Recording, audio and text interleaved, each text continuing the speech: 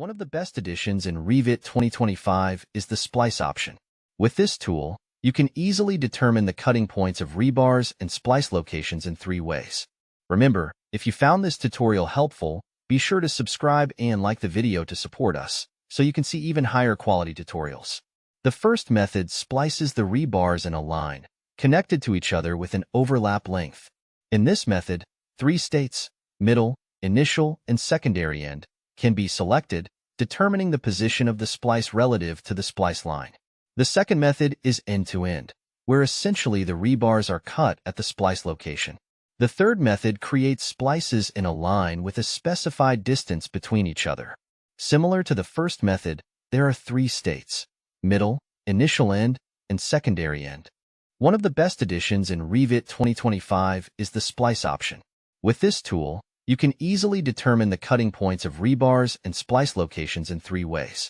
Remember, if you found this tutorial helpful, be sure to subscribe and like the video to support us, so you can see even higher quality tutorials. The first method splices the rebars in a line, connected to each other with an overlap length. In this method, 3 states, middle, initial, and secondary end, can be selected, determining the position of the splice relative to the splice line.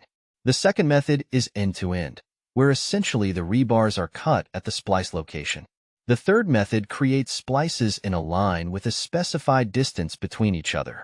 Similar to the first method, there are 3 states: middle, initial end, and secondary end. One of the best additions in Revit 2025 is the Splice option.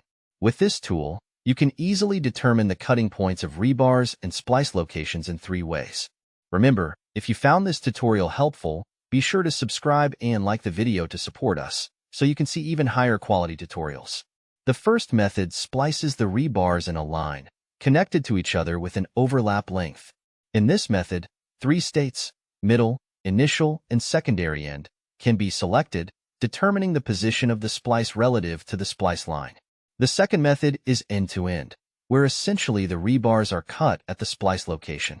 The third method creates splices in a line with a specified distance between each other. Similar to the first method, there are 3 states: middle, initial end, and secondary end. One of the best additions in Revit 2025 is the Splice option.